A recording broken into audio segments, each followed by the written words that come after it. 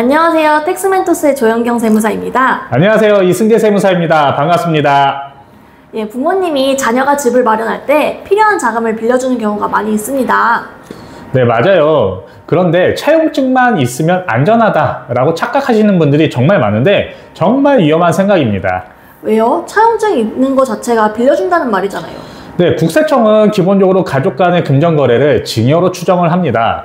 따라서 빌렸다라는 주장을 하기 위해서는 그것을 뒷받침할 수 있는 그러한 증빙들이 반드시 있어야 합니다. 그렇지 않으면 증여로 봅니다. 그렇군요. 그럼 어떠한 기준으로 증여로 볼 수 있나요? 총 3가지인데요. 첫 번째, 이자를 지급했느냐. 두 번째, 원금을 상환한 기록이 있느냐. 세 번째, 차용증의 작성 시점. 이 3가지 중 하나라도 빠지면 바로 증여로 간주될 가능성이 큽니다. 그럼 이때 이자율은 얼마를 써야 하는 거예요? 네, 상증세법 시행령 제31조 6에 따라 적정 이자율은 4.6%인데요. 사실 사업을 하신 분들은 많이 들어본 이자율인데 가지급금 이자율도 4.6%이긴 합니다. 이 이자율보다 낮으면 차액은 이자 상당액을 증여로 봅니다. 예를 들어 3억 원을 무이자로 빌렸다라고 하면 이제 1,380만 원 이자가 나오는데요. 이 중에 1,000만 원 초과분인 380만 원에 대해서 증여세 과세 대상이 됩니다. 그러면은 2억 원만 빌려주게 되면 괜찮은 거겠네요.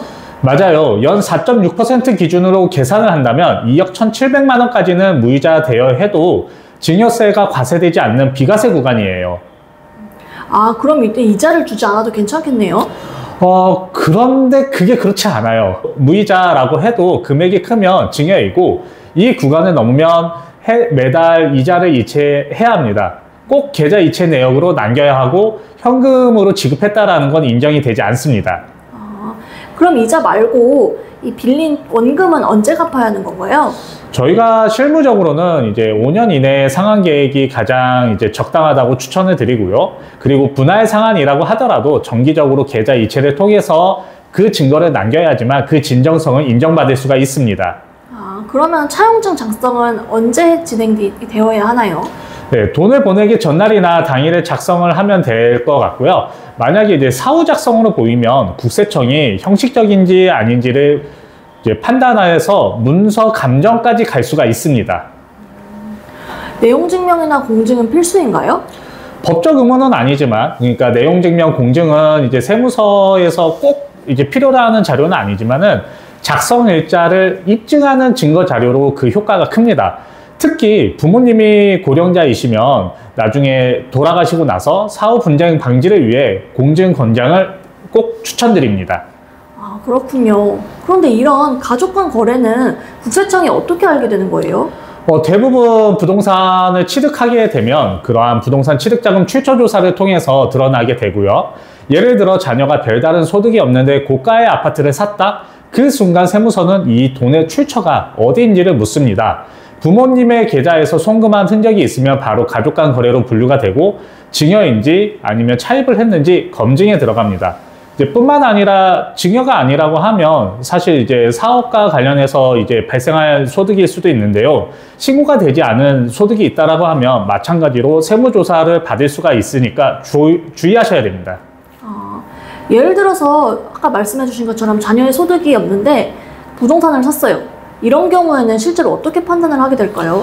정말 상황마다 다른데 소득 구조, 대출 상환 능력, 이자의 흐름, 상환 계획서 유무까지 종합적으로 봅니다.